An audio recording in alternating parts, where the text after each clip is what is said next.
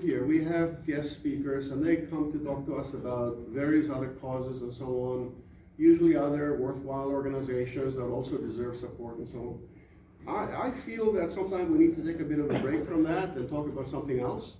And what I have for you tonight is a theme that it's taken from the Bible, but and it's sort of, you can see it from the religious side, but I want to approach that from another side, which is the motivational side, to analyze what actually happened in this particular story.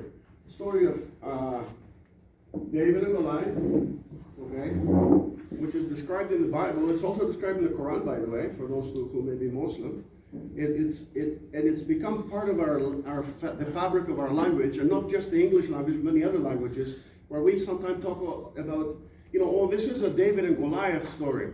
Or David and Goliath confrontation. In other words, an uneven battle, where the one guy is infinitely stronger than the other. And we forget that in the original battle, in the original story, it's not the big guy that wins, it's the little guy. That's right, yeah. And the question is, how does that happen? So let's go to the next one. So why? So we're going to talk about why the little guy sometimes wins. It could win more than sometimes, and how to fight giants in general. We're talking about how to do that in war, but how to do it in business as well. Mm-hmm. So let's go with, this is taken, by the way, from a book. I didn't write the book, somebody else wrote it, and I'm not selling it, although I have a bunch of them here, and I'll tell you why. Okay, and this book describes this principle very, very well, and it's just the first chapter. Then it goes on to talk more about that with other examples. So, David and Goliath, and I'm going to say this like a little kid's story. So, a long, long time ago, and I hope this thing is doing the same thing I see on my screen here. It does. In a land far away, two nations fought endlessly. Neither one could win over possession of the land that we now call Israel. Back then, it wasn't called Israel, and there were no borders. It was basically, so the two nations were the Israelites. And they lived in, you can see here a map of the Eastern Mediterranean. They lived right where I yellowed that area there. Again, ignore the borders. They're today's borders. Back then, there was nothing. The second people were the Philistines. They came from Crete. And that's that island right there. So they went to, and I'm not sure, I tried to research that, and there's no clear answer. Even ChatGPT doesn't have an answer on that as to who got there first.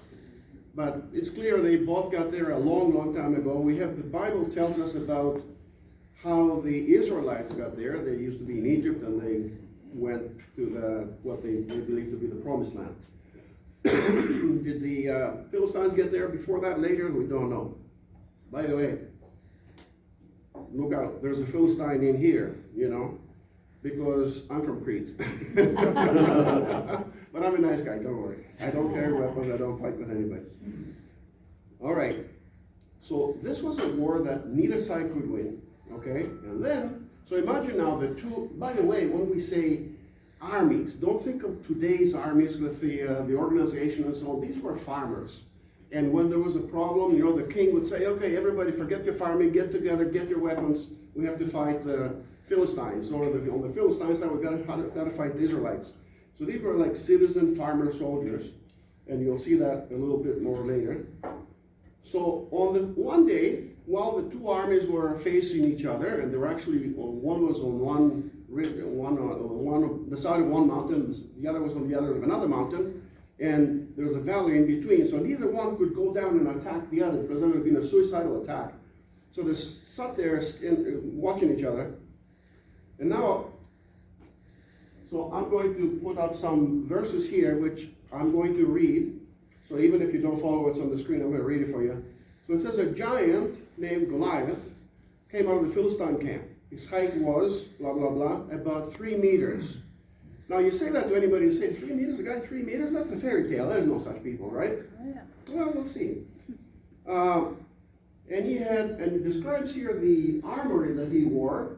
And he goes on through, he says he had a bronze helmet on his head, and that was probably 5 kilos. It was a big guy, okay? His scale of armor weighing 60 kilograms. Would you be able to walk around and wear something weighs 60 kilograms? Well, he was a big guy. But I'm sure it wasn't easy even for him. So on his legs, he wore bronze greaves, and bronze javelin was slung on his back, and he had a sword and all that. Yeah, there we go. His spear shaft was like a weaver's rod, and his iron point weighed 600 shekels. That's 7 kilograms. Put it all together. 60, 70, maybe 80 kilograms worth of stuff that he's carrying, okay? All right. And now watch this statement. I yelled it here for a reason. He says, his shield bearer went in front of him, basically. He preceded him. In ancient armies, the archers, okay, would have a shield bearer. Why? Because they needed both their hands to shoot. So why do they need the shield? Well, if the enemy got too close, well, then they'll take their shield, draw the sword, and fight. What happened to the guy that, well, hopefully he had another shield and another sword so he could fight as well. But anyway, so why did this guy need a bearer? Because he wasn't going to fight with bows and arrows. He just needed the one hand. So hang on to that statement. I'll come back to that. So here's a depiction of these two guys. They didn't really look like that. It's just a cartoon. So David and Goliath. And if you read the Quran, David is called Dawood, and Goliath is called Jalut. So the stories are almost the same in these two texts. They're not exactly the same, they're almost the same. All right, so now Goliath stood and shouted to the ranks of Israel and saying, why do you come out and line up for battle? Why are you every day doing the same thing when it doesn't lead to anything? Choose a man and have him come down to me. Choose a man, have him come down to me. Where I'm standing, the guy's got to come here to fight me. Okay? What does that mean? He's assuming a certain type of duo. Okay? But you know the old adage, all's fair in love and war. You know, when it's war, you don't tell me what to do. I'm going to fight you the way I want to fight you, okay? But he thought the enemy was going to fight him the way he wanted to. So if he's able to kill me, we will become your subjects. But if I overcome and kill him, he will become our subjects and serve us. That was, by the way, a very common way in antiquity to settle wars that seem to be going on forever. There's a whole epic actually written by a Cretan guy, right? Where the hero falls in love with the king's daughter. The king finds out, he's all very upset about that, ostracizes the hero. The enemy's attacked, or the kingdom is attacked by an enemy later on, and again it's a stalemate. So there Goliath says, you know, you guys are chicken. Is there anybody in there that can come up and fight me? And the same proposition. Well, a black warrior that nobody had seen before shows up, and he says to the king, I will fight the enemy for you. So of course he fights, he kills the enemy. Oh, the king had said, well, whoever can do that will get half my kingdom and my hand's daughter in marriage. My daughter's hand in marriage. So, of course, the black guy, he's not really black, he's painted his skin. He is the old guy that had been ostracized. And of course, when he kills the enemy, then he washes up in front of everybody, and the king realized that's the same guy that he ostracized, but he had to keep his word. But I'm saying this is a common thing that was going on back in those days. And here it's happening in this case as well. But the Israelites now, including their king, saw a few things in the text, by the way, here. Whenever it says the Philistine or the Philistine, I put the name, Goliath. And whenever it says Saul, I put King Saul, so you all know who we're talking about. So, on hearing Goliath's words, King Saul and all his Israelites were dismayed and terrified. They didn't know how to deal with that. There was nobody like that in their camp that could fight this guy, who they thought was unbeatable because they thought he was a giant and very strong. Then David arrives at the camp. Remember what I told you before about the citizen armies? The army, I mean, the battle was going on, maybe we're here, and the battle was going on in Ingersoll. And two of David's brothers, the older brothers, were soldiers. They were farmers, but at that time they were serving the army. David was too young to serve in the army. So his dad says, you know something, David, take a head of cheese and take a few loaves of bread and some food and bring it to your brothers. And by the way, see how they're doing, come back and tell me.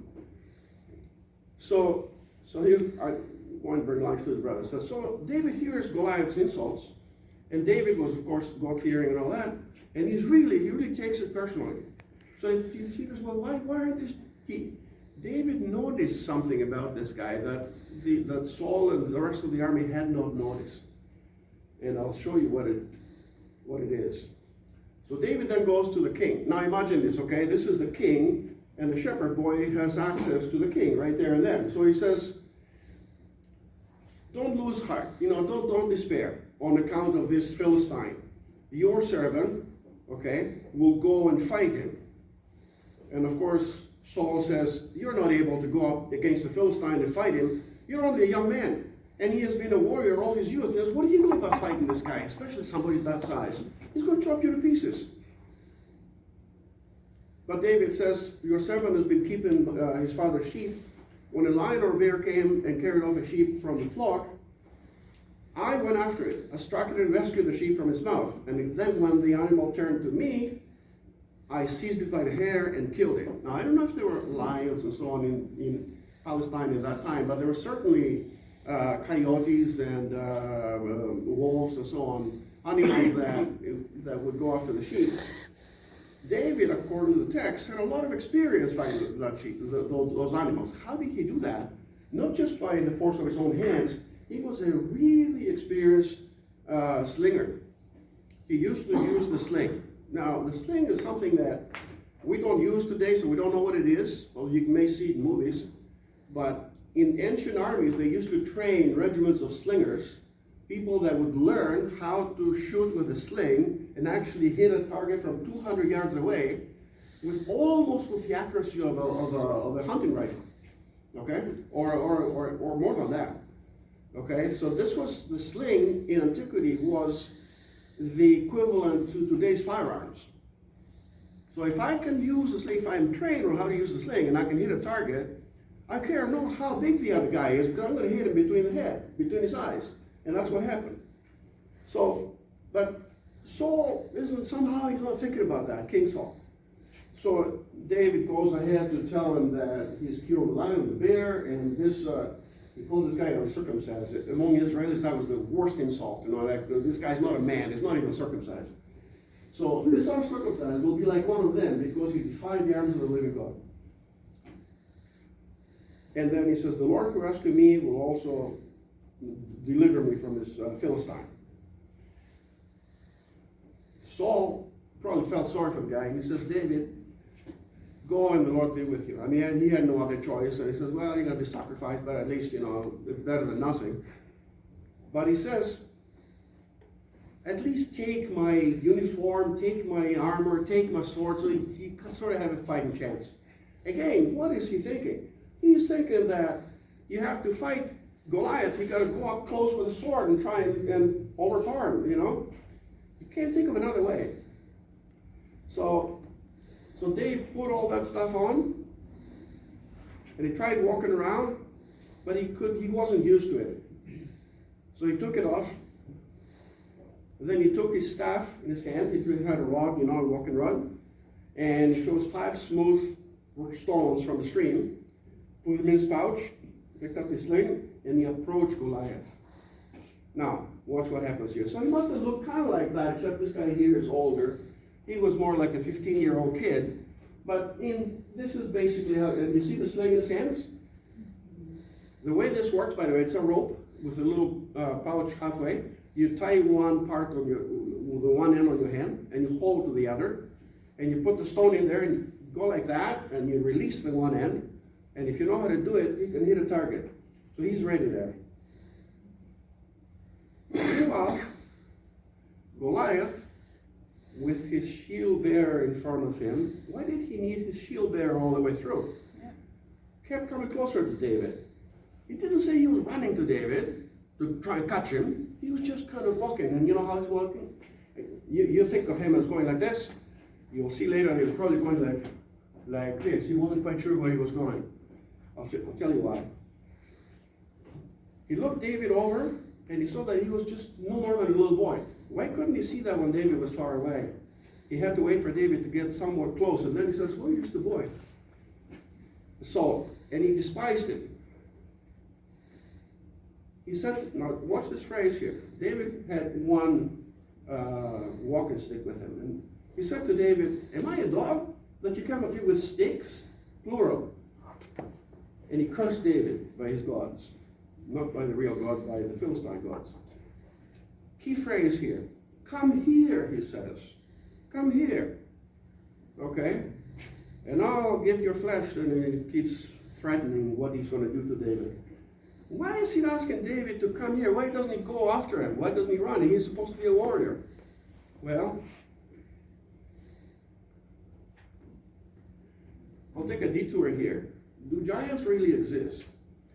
One day, I happened to be in a conversation with my brother-in-law, God rest his soul. He was a doctor, a very good doctor, and another friend.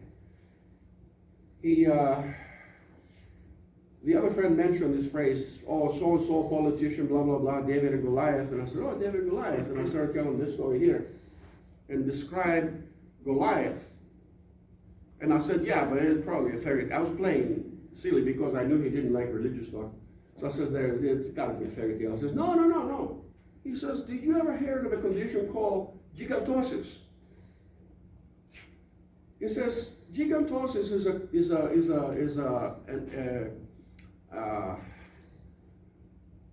condition that basically, so that the part of your body that regulates your height doesn't work. So instead of you being a 180, a meter 80 or something like that, say 6 feet or so, you grow up uncontrollably. Okay, so it's also in the book, it's also known as acromegaly, but it's the same thing. Let me introduce to you to a giant. Okay. Oh, yeah.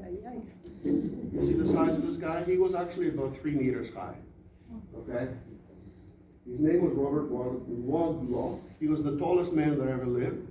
But there are quite a number like him. It's a rare condition, but over millions and millions or billions of people, you have quite a few. He was born in 1918 and died in 1940, so he only lived like 22 years. What my brother was telling me there is that when your body grows up like that, uncontrollably, that's at the expense of a number of other body functions. One is your coordination. You have a hard time walking. The other is your vision. You have blurred vision or double vision. That's why he's telling David with sticks. Well, he's holding on to one stick, but he sees 2, or maybe 3, who knows. So this guy, the height was 2.72 meters. Here's another picture of him. And notice he's using a cane to stand up straight. Okay? Because that was also, I remember studying this in physics. The human body cannot really function outside of a certain range of height.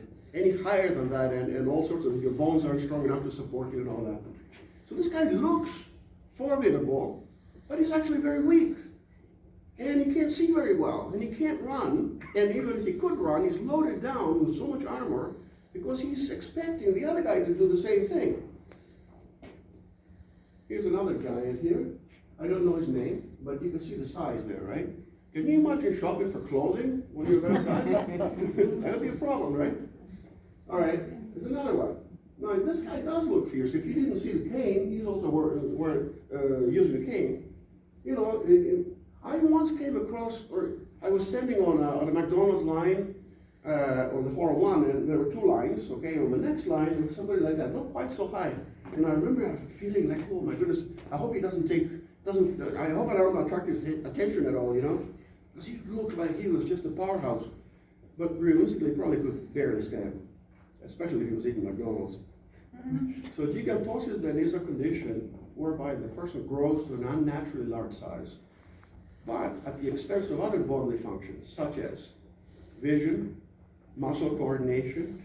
Sometimes they have mental problems. They're not that smart. This guy wasn't very smart, etc.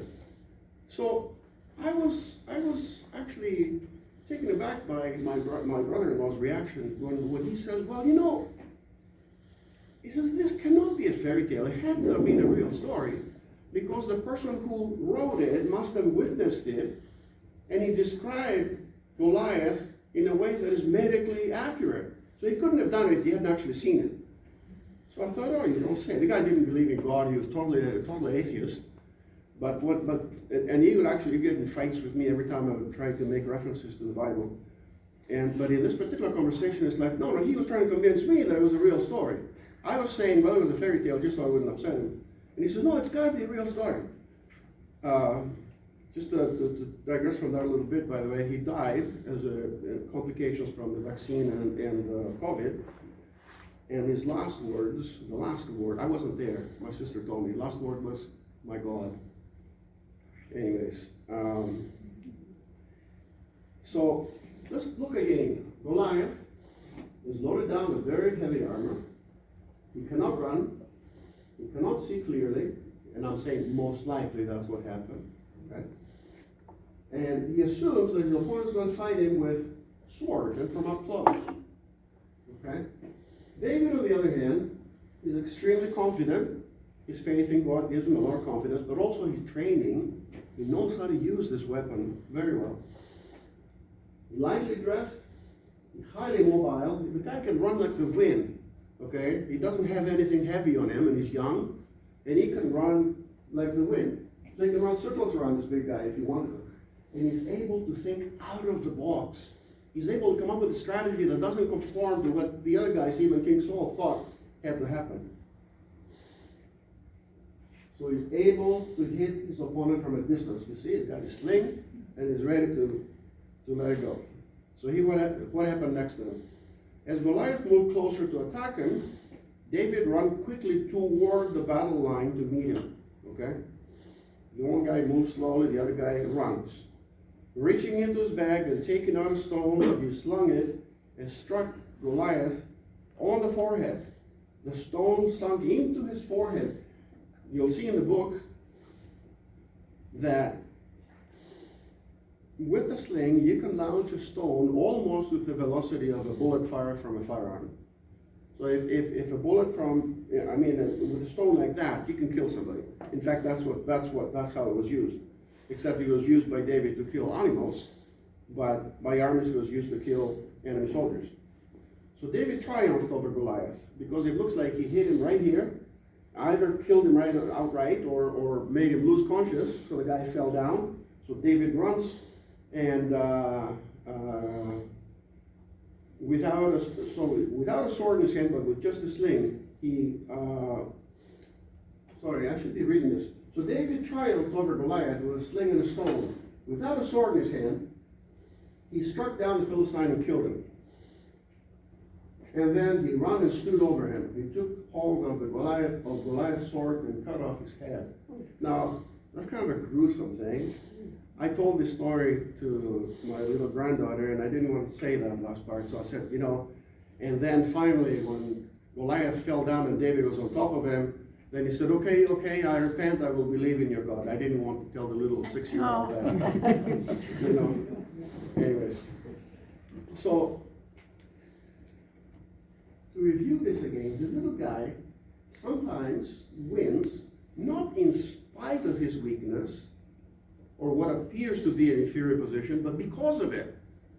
That's the reason. If David was a big guy like Goliath, do you think he would have done that? He probably would have drawn the sword and say, let's fight it out like men, and he might have won, he might have lost. But because he couldn't do that, he developed an alternative technique which won the day. Okay? Can you all hear me, by the way? Mm-hmm. All right. So this is basically what happened. So they didn't have photography back in those days, so I had to rely on cartoons, to make it a little bit funny as well. So the rule that applies here, and I have used it, and I'll show you how, is when you're facing an incredibly powerful opponent, okay, that you cannot possibly defeat face to face, at least see if you get to choose the battlefield. And you choose a battlefield where your opponent cannot use his superior force. I'll show you an example of that later. That's what happened here, okay? If Goliath also was well versed on using the sling, then we don't know what would happen, but he didn't. He knew how to use a sword, and he was assuming that the opponent would come right up to him, so he miscalculated. The little guy sometimes wins not in spite of his weakness, but because of it. So, I want to show you now another example from history. I was tempted to use an example from Greek history because there's 2 or 3 very good ones, but I'm Greek, so I don't want you guys to say, well, you're always telling us about. Let's use an example from the Second World War, which incidentally wasn't the Second World War. It was the Fourth World War. The First World War was the 7-Year War back in the 1750s, which really was all-encompassing. The second one was the second was the Napoleonic Wars. And they're always the same players, by the way. The third one was what we used to be called the Great War, because when it was going on, people didn't think there would be one more. And then the fourth one, which we call the Second World War. Why do we call them first and second? Because these 2 wars are well documented. We had photography by then, we had film, we had the ability to record sound. So we have a pretty good record of what happened in the first and a lot better at what happened in the second. So I want to talk to you about the Siege of Bastogne, which is a city in Belgium. That took place between December 20th, 1944 and December 27th, 1944. Here's the map of Europe. You may see Belgium up on the top there, next to Netherlands and Germany, right there. And that little circle there is a tiny little country called Liechtenstein. Okay? These countries exist today just like that, they're just up on the map. So let's get a little closer now. Here's Bastogne. Now it doesn't look so good, but you see where I have applied the yellow marker here? Right here. Bastogne is right on the border with Luxembourg. And here's the port of Antwerp. The port of Antwerp, let me see if that's the right sequence. Yeah. Picture this now. The Allies, this is beyond D-Day. The Allies have entered Europe. They fought the Germans back. They liberated the France, Belgium, Holland, and Denmark, and they're pushing into Germany. So they're using the port of Antwerp as their main supply point. That is a deep water port, which is still today the key port in Europe. So all the war supplies are coming in there. So the Germans came up with a plan that if they can have one final push, concentrate all their forces, maybe they can push toward and capture the port of Antwerp and thereby choke the supply. And the objective was not to defeat the Americans and the Western Allies. The objective was to bring them to the point where they'd be willing to negotiate peace so that they would surrender to them and not to the Soviets. So but the Western Allies and the Soviets already had an agreement to say neither one of us is going to conclude a peace agreement. So this is what the Germans were going to do. They're going to go to Antwerp, but they had to go through Bastogne. Bastogne, there was about 30,000, 27,000 I think, actually later, American soldiers who were there resting. They went there to spend Christmas because this was way, way behind the front lines, so it was totally safe. And of course, when the Germans attacked, that became the front line. And, okay, let me see here. Yeah, so they got as far as Bastogne, and that's it. They stopped. They couldn't get through. The Americans were holding it, so they had to conquer it. It wasn't like they couldn't conquer it forever. They had to conquer it quickly. Why did they have to do it quickly? Because, I didn't yellow this thing, but you see right underneath Bastogne is Luxembourg. General Patton, with the main American force, is there. And he is getting ready to run to Antwerp to defend it. Well, if he could get there before the Germans did, then it was game over.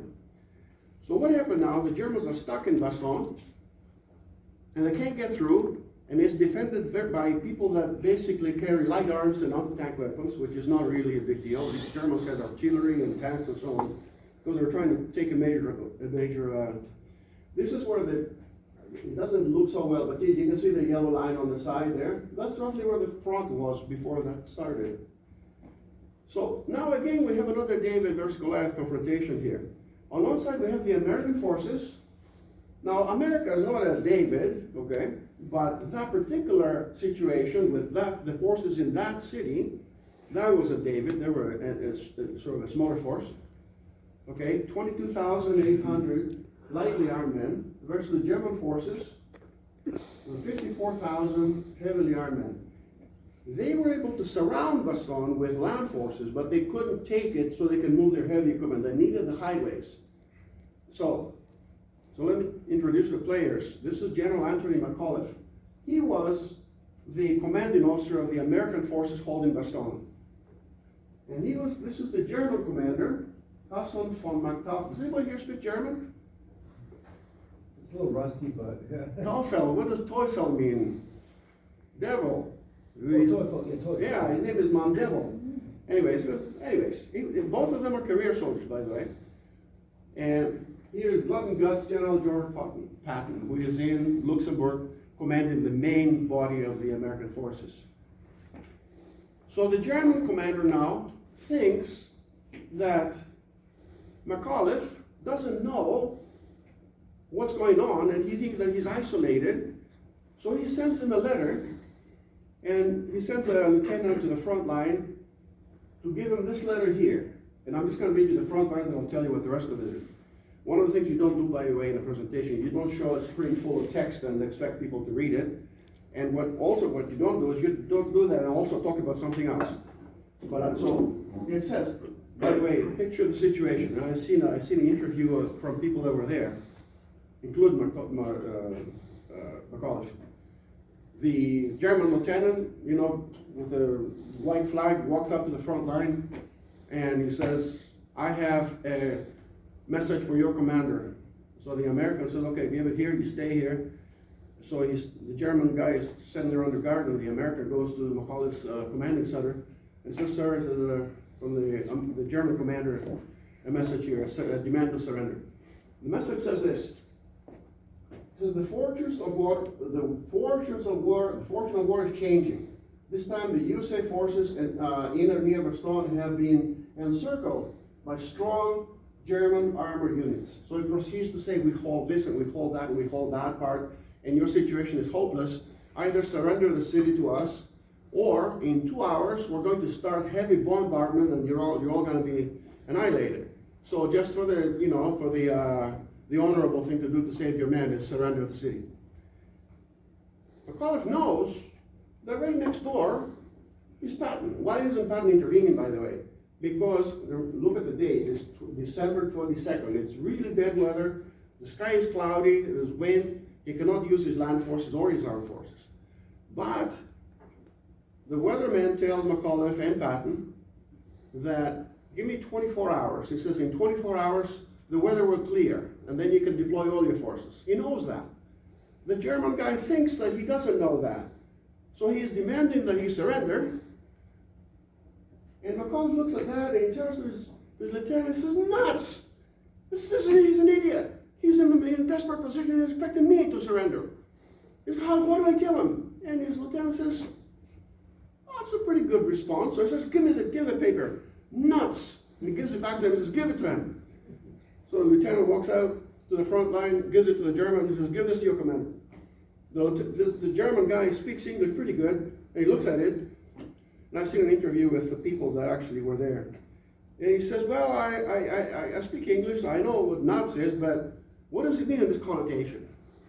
And I have to be careful how I say this, about what he told him to go and do to himself, but say like, just get lost, okay? Read between the lines here. You understand? Go to hell. You understand that? Yeah, I understand. And he turns around and goes away. Well, that was the end of the run for the Germans, because they never got past Bastogne. Because the next day, 23rd of December, my birthday, the sky's cleared. Patton deployed his forces, surrounded the Germans that were surrounding Bastogne, okay? And by the way, the next day, while this was going on, McAuliffe sent this letter to his men to say, Merry Christmas and so on. And he says, here's what I got from the German commander. And he says, that's how I replied, nuts. So, and the way that this ended was kind of like this, okay? in the end, the Goliath fell and David won. Okay? What was the difference here? The side that was supposed to be the weaker side wasn't really the weaker side. Just like in the previous story, David and Goliath, David wasn't really at a disadvantage. The difference between David and everybody else, all these experienced warmen, is that he knew his advantage. And he knew the other guy's disadvantage because he was the only one that got close to him to see him. The others were staying up in the mountain afraid that they're going to die. Same thing here. So, and by the way, just to illustrate the irony of war, here is the German commander von Mauthausen as a civilian now in 1965, good friends with an American general who was also part of that. He wasn't the commander. It kind of, it highlights the irony of war, that armies fight because they're ordered to fight, but they really don't have any, don't always hold any animosity to one another. But I don't know, I find it hard to wrap my mind around it that 1 minute this guy is ready to kill the other guy and his troops, and when that situation is over, well, they're good friends again. And now, to close off, I'll try to show you an example from business. That business involves me, my company. Okay, so David here is my company, Catlin. I'm the cat in Catlin, Katsirdakis. There used to be a Lund, a partner that sold many years ago, and he's a good friend of mine today. He's my partner. 7 employees when this event happened. We're talking about 1992. 7, not 700, not 70, 7. That's including me and my partner and a secretary. Our revenue that year was about 1.5 million. Not profit, revenue. On the other side, Rockwell Automation, I used to work for them, by the way. Wonderful company. I have nothing bad to say about them. And their product is superb. 27,000 employees. 8.26 billion, not million, billion in revenue. So we competed over a project for Japan Airlines at JFK, New York. That was in 1992. It was an air cargo center, okay, where each one of us wanted to supply the engineering, controls, and software, okay? So it became a battle between large computers versus PCs. Our opponents were going in with minivacs. This is not a minivac, but it's a computer. It looks kind of like that, okay? Don't shoot me. We realized that since again, I may be a little technical here, but the machinery underneath was controlled by PLCs, which are real-time computers, but they're meant to control machinery, okay? The computers on top of that were simply telling the PLCs what to do. So we recognized that the PLCs were doing the real-time work, but the computers up above had to basically say, okay, you do this, you do this, you do this, and they had plenty of time to make those decisions. So we used the IBM 386. Again, that's not a 386, that's the original IBM PC, but that's the close picture I could find. It was a database application at the computer level. It wasn't a real-time application. So we went in there with a price that was like a tenth, maybe less than a tenth of our competitor's price. And it took a lot of negotiations. I spent a lot of time in Germany. I learned German out of that. But in the end, we basically convinced the client to give us the order. So we did the job. It took us 4 years. Okay. On our knees in New York at JFK. It worked well. It worked for about 12 years, and then we replaced it with our newer version of the software, which is still there running today. And the epilogue is the project manager from Rockwell. He got fired when he lost that project. He was a British man, actually with American parents, so my German contact then says, you know, are you looking for a project manager? I know a good one. He says, who is this guy? I say, is he willing to come work for us? He says, yeah. So I call him up. Great guy. I hired him. He managed the project for us. We did a good job and made a ton of money.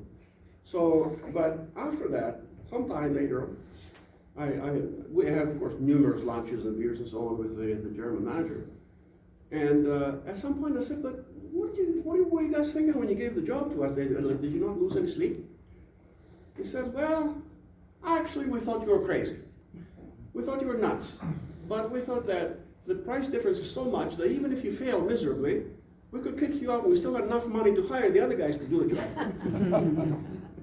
And they didn't expect that we would actually succeed, but we did. So, finally, I want to put another proposition to you in closing. Did I keep you too long? No, sorry, I've gone over time, but I like to talk on sometimes. Sit down, Mr. John, don't turn lights on yet. What's happening now? Another David Goliath story. Canada versus the US. Now, who's actually in the better position? Do you think the US is in a better position? You know, I'll tell you something, I have nothing against Americans, lots of friends there, we're really not that different. The difference is that somehow the Americans right now have the wrong idea about how powerful they are. They really aren't as powerful as they think. Sometimes I joke, I make a joke. I said, me, Mike Katsirdakis, I'm 100,000 times richer than the whole United States. Because they owe $36 trillion. I don't know what's a penny, you know? So, anyways, we can win this, okay? We can win it. We have everything on our side, but that's a whole other discussion. The only thing that we have to be careful with is our politicians, and I'm not necessarily, I couldn't tell you that if it was this side or the other side, they could do a better job. I hope our politicians know this lesson and know where our strengths are and work on them. Okay, so that's what I had to present to you tonight. I hope I didn't bore you too much. This, as I said, this is based on this book here. Once I read this book,